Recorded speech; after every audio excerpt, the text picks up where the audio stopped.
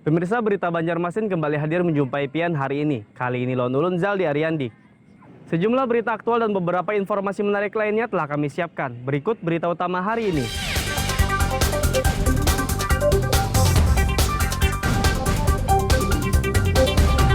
Kasus narkoba di Kabupaten Tabalong menurun, barang buktinya meningkat.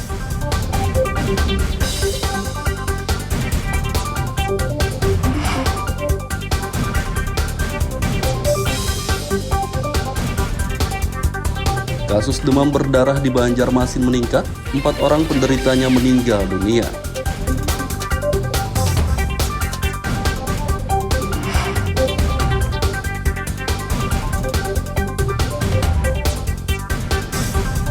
Pembangunan Puskesmas Mantuil Banjarmasin molor, pelaksana proyek didenda.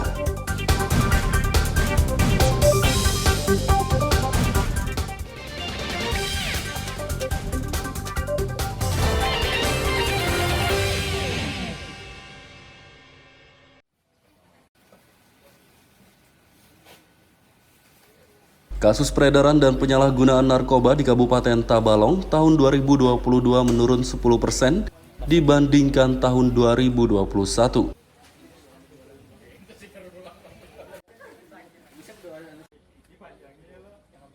Tahun 2021 lalu, Polres Tabalong menangani 87 kasus narkoba, sedangkan selama tahun 2022, 79 kasus. Dari 79 kasus peredaran dan penyalahgunaan narkoba ini, polisi dari Polres Tabalong menangkap 95 orang tersangkanya. Untuk kami laporkan, jadi perkara narkoba itu sebenarnya ada penurunan 10%. Tapi dari barang bukti yang cukup banyak tadi, dari saya sampaikan 2021 ada 87 perkara narkoba, turun di tahun 2022 79 perkara atau turun 10%. Kemudian BB-nya tadi dari 271,45 gram meningkat jadi 340,86 gram. Meski jumlah kasusnya menurun, barang bukti narkoba yang disita justru meningkat 20%. Narkoba jenis sabu-sabu yang disita tahun 2021 hanya 271,45 gram. Sedangkan tahun 2022 340,86 gram. Dari Kabupaten Tabalong, Lutfi Darlan melaporkan.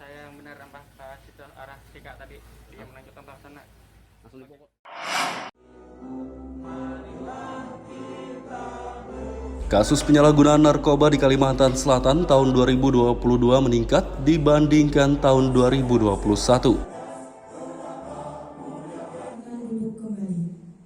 Berdasarkan data Badan Narkotika Nasional BNN, pengguna narkoba di Kalsel tahun 2021 518 orang.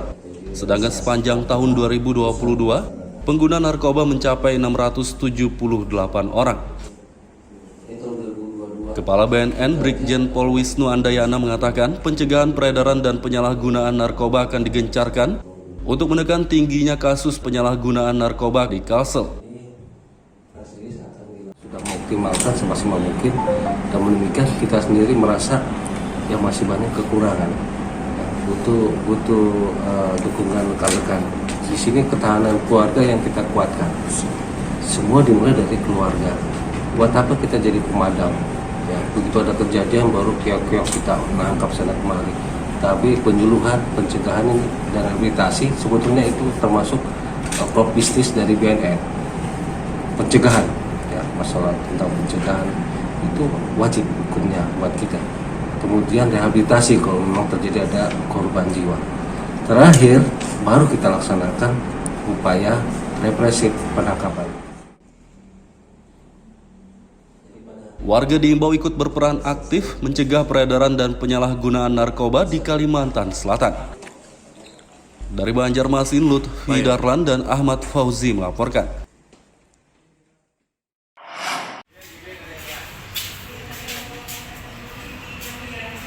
Kasus demam berdarah DBD di Kota Banjarmasin tahun 2022 meningkat dibandingkan tahun 2021.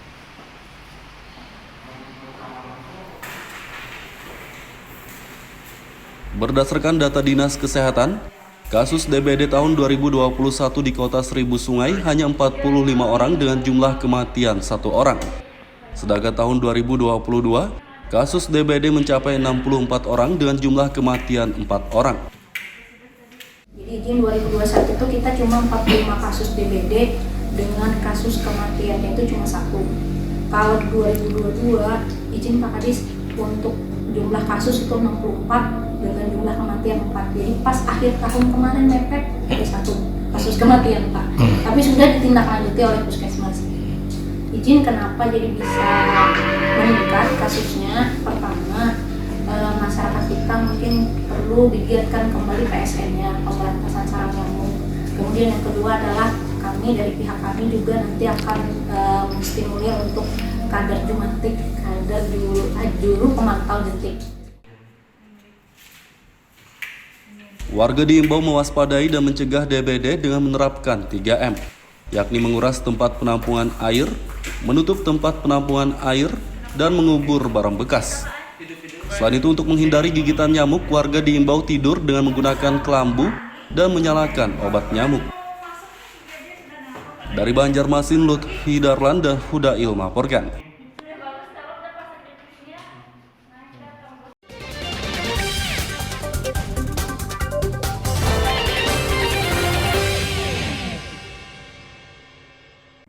Pemirsa masih bersama kami dalam Habar Banjarmasin. Gasan pian yang hanyar bergabung, berikut Habar Banjarmasin utama hari ini.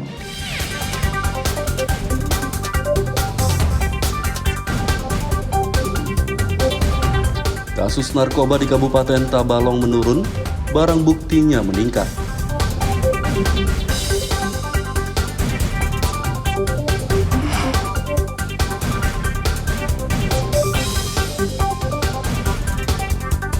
Kasus demam berdarah di Banjarmasin meningkat, 4 orang penderitanya meninggal dunia.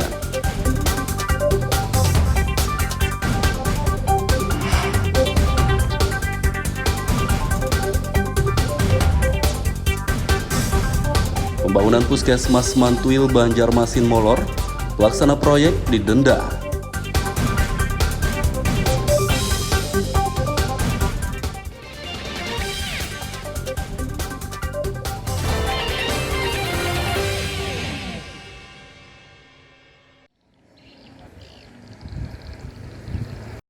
Pembangunan gedung Puskesmas di kawasan Mantuil, Banjarmasin Selatan hingga kini belum juga rampung.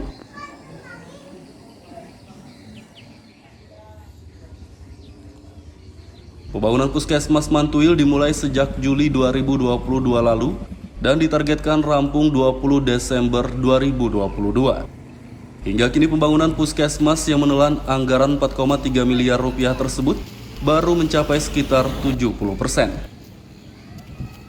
Molornya pembangunan Puskesmas ini menyebabkan pelaksana proyek didenda 3,8 juta rupiah per hari.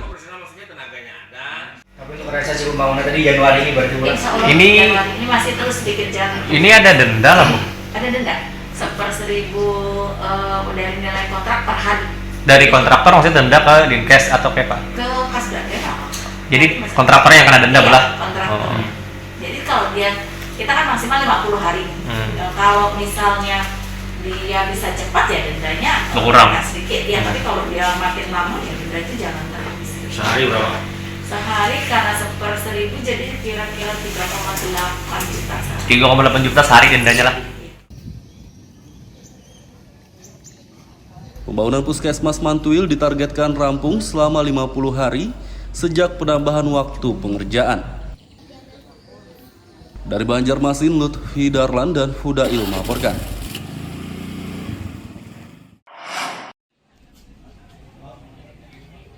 Pencegahan dan pengendalian stunting di Kabupaten Tabalong terus digencarkan oleh pemerintah setempat. Belum lama ini Bupati Tabalong, Anang Sahfiani menyosialisasikan pencegahan stunting kepada warga desa Puain Kiwa, Kecamatan Tanjung. Pada kegiatan ini, Anang mengimbau warga untuk memberikan asupan bergizi kepada ibu hamil dan anak-anak agar terhindar dari stunting. Kenapa di Tabalong nih stunting harus no ya? Karena tantangan kita ke depan jauh lebih berat dibandingkan kabupaten-kabupaten lain di Kalimantan Selatan. Karena Kabupaten Tabalong ini berhadapan dengan ibu kota negara. Kalau orang-orang yang dekat dengan ibu kota negara ini kecerdasannya di bawah rata-rata, maka orang Tabalong akan menjadi penonton nanti. Saat ini prevalensi stunting Tabalong berada di angka 7,8%. Pemerintah Tabalong menargetkan angka prevalensi stunting turun menjadi 0% pada akhir 2023 mendatang. Dari Kabupaten Tabalong, Lutfi Darlan melaporkan.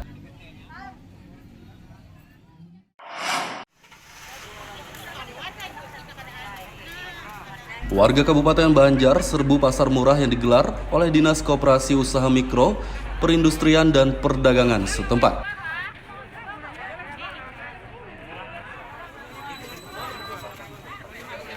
Pasar murah berlangsung di halaman kantor Pemkab Banjar, kawasan Martapura akhir pekan lalu. Ratusan warga berbondong-bondong menyerbu pasar ini untuk membeli paket sembako yang berisi sejumlah bahan pokok, diantaranya beras, minyak goreng, dan gula. 1.500 paket sembako yang disediakan dalam kegiatan ini ludes tak tersisa diserbu warga. Total sebanyak 75 kali dengan 18.000 paket.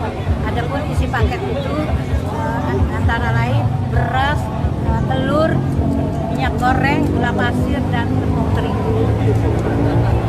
Selama pelaksanaan pasar murah ini gimana Bu di 20 kecamatan ini Bu?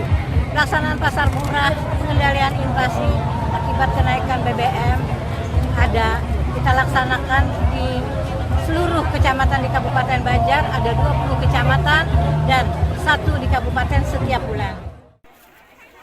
Pasar murah kali ini merupakan pasar murah terakhir atau penutupan.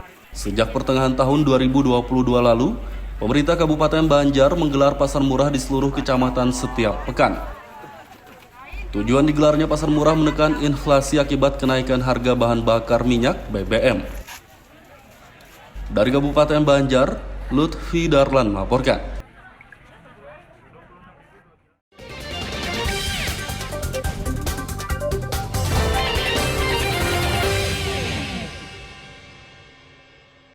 Pemirsa masih bersama kami dalam Habar Banjarmasin. Gasan pian yang hanyar bergabung, berikut Habar Banjarmasin utama hari ini.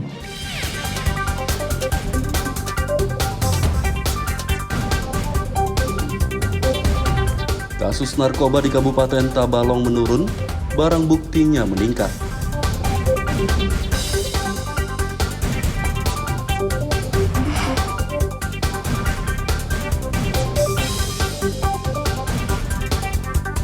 Kasus demam berdarah di Banjarmasin meningkat, 4 orang penderitanya meninggal dunia.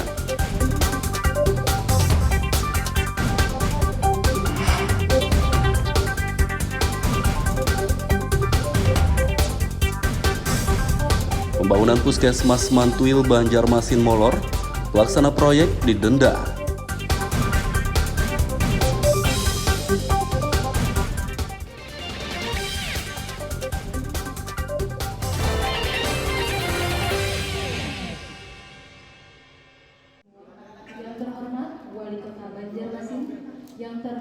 Rancangan Peraturan Daerah Raperda Pajak Daerah Kota Banjarmasin resmi disahkan pemerintah dan DPRD setempat.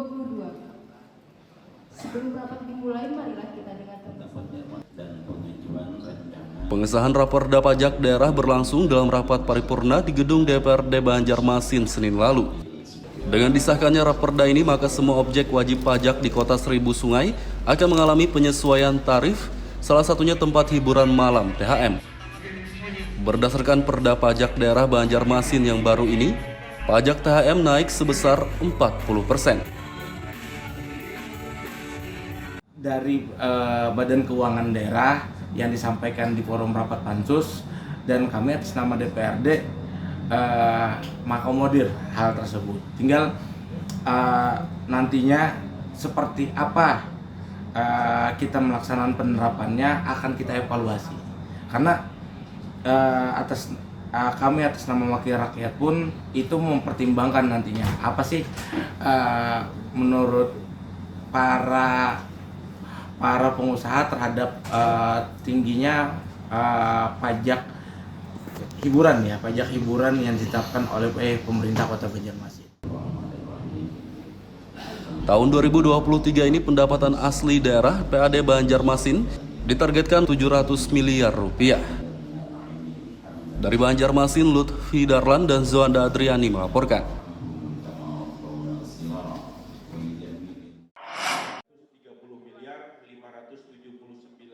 147 desa di Kalimantan Selatan mendapat penghargaan dari pemerintah setempat karena berhasil menerapkan program Kampung Iklim atau Proklim. Selain penghargaan dari pemerintah Kalsel, Desa Proklim juga mendapat apresiasi dari Kementerian Lingkungan Hidup dan Kehutanan. Selain itu, dari 147 desa yang telah terdaftar sebagai Kampung Iklim ini, sebagian desa diantaranya yang menyandang predikat terbaik juga mendapat hadiah berupa motor pengangkut sampah.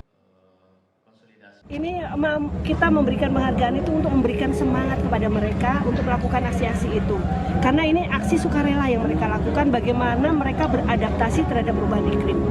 Untungnya, otomatis mereka akan membangun ketahanan mereka terhadap perubahan iklim. Kan kita ketahui sendiri Kalimantan Selatan ini juga dalam ancaman bencana hidrometeorologi. Nah, seperti itu. Sehingga ketika melakukan aksi-aksi, misalnya mereka mengelola sampah, ada 3 hal yang mereka peroleh. Pertama, dari sisi ekonomi, sampah bisa dijual, bisa didaur ulang, punya nilai ekonomi. Program Kampung Iklim merupakan salah satu upaya untuk mengurangi dampak buruk perubahan iklim. Dari Banjarbaru, Lutfi Darlan melaporkan.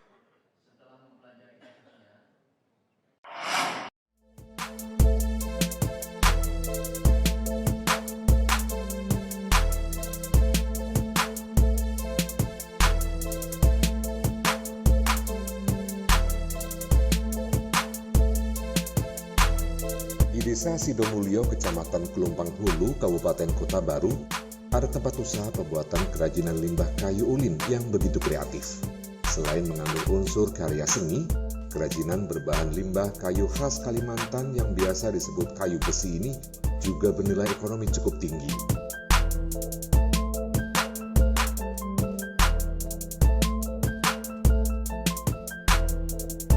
Usaha kerajinan limbah kayu ulin ini dimiliki oleh Muhammad Zulfikri. Untuk membuat kerajinan, ia dibantu oleh 3 orang pekerjanya. Di tempat inilah para pekerjanya mengolah limbah kayu ulin menjadi sebuah karya seni berupa meja, bangku, hiasan dinding, dan perabotan rumah lainnya.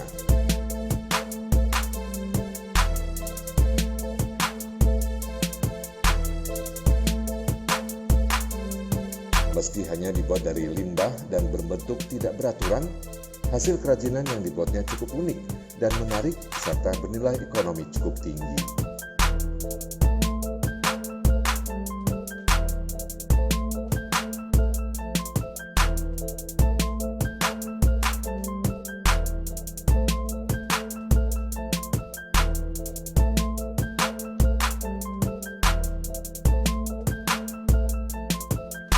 Limbah kayu ulin yang merupakan bahan utama kerajinan ini didapat Zulfikri dari dalam tanah di sekitar area perkebunan kelapa sawit. Dulunya, lokasi tersebut merupakan bekas perkebunan pohon kayu ulin. Zulfikri mengatakan pembuatan kerajinan berbahan limbah ulin ini baru 1 tahun ditekuninya. Sementara untuk membuat kerajinan, para pekerjanya memerlukan waktu selama 1 hingga 2 pekan. Tergantung tingkat kerumitan kerajinan yang dibuat. Kerajinan ulin ini kami mulai sejak setahun yang lewat. Ya, sekitar setahun yang lewat.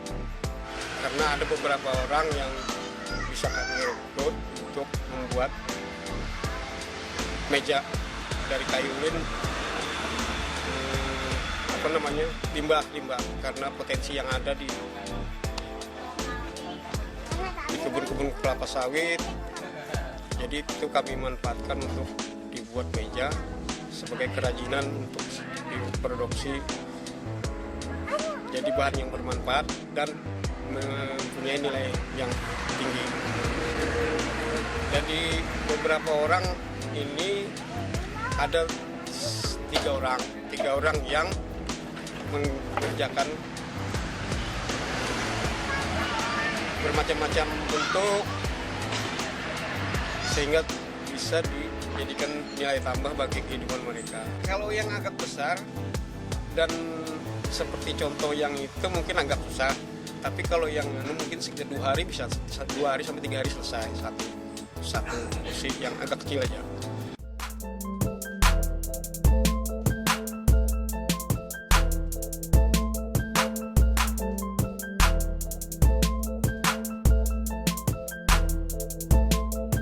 Meski kerajinan ini hanya terbuat dari limbah kayu ulin, harganya cukup tinggi, yakni berkisar antara 2 juta rupiah hingga puluhan juta rupiah.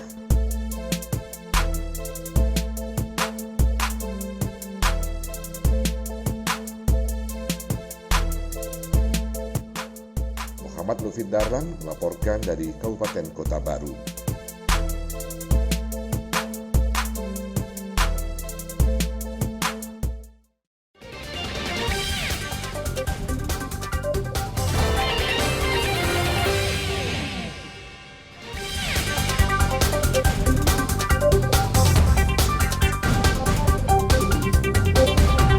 Kasus narkoba di Kabupaten Tabalong menurun, barang buktinya meningkat.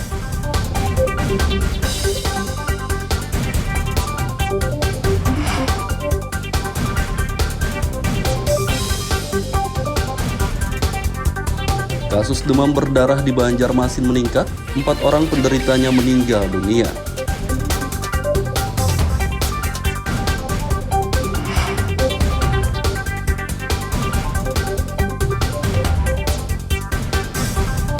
Pembangunan Puskesmas Mantuil Banjarmasin molor, pelaksana proyek didenda.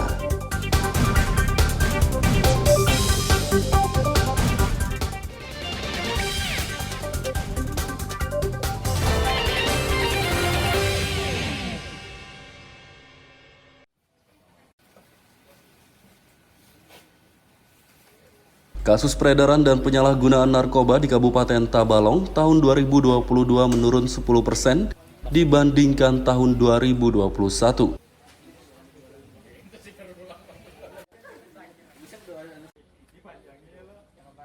Tahun 2021 lalu, Polres Tabalong menangani 87 kasus narkoba, sedangkan selama tahun 2022, 79 kasus.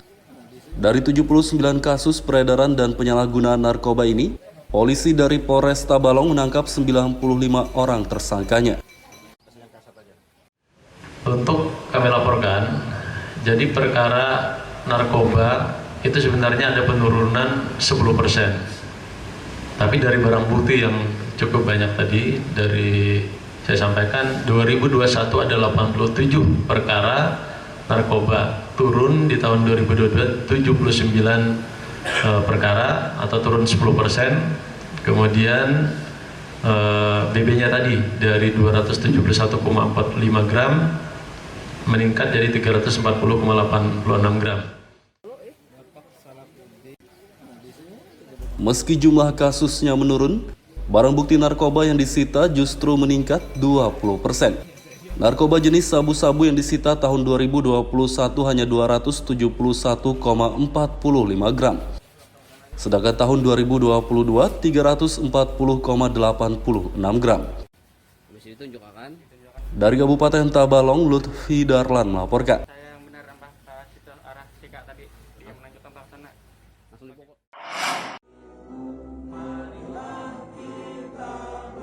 Kasus penyalahgunaan narkoba di Kalimantan Selatan tahun 2022 meningkat dibandingkan tahun 2021.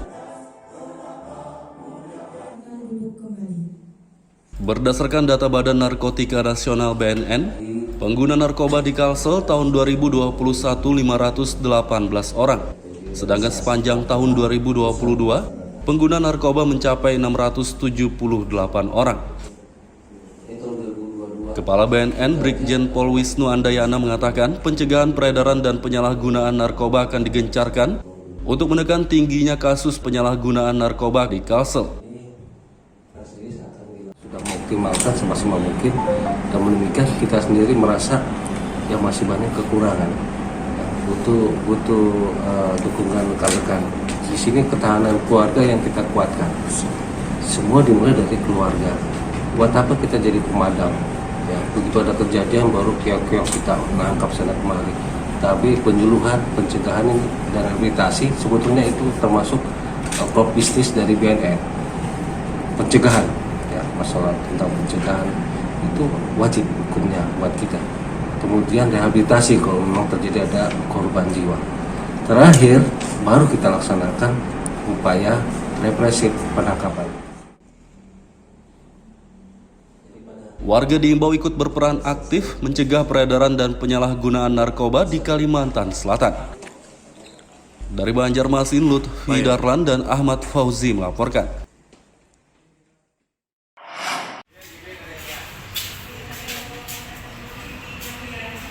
Kasus demam berdarah DBD di Kota Banjarmasin tahun 2022 meningkat dibandingkan tahun 2021.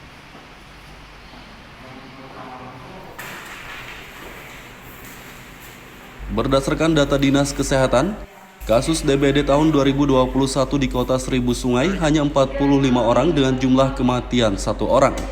Sedangkan tahun 2022, kasus DBD mencapai 64 orang dengan jumlah kematian 4 orang. Jadi izin 2021 itu kita cuma 45 kasus DBD dengan kasus kematiannya itu cuma 1.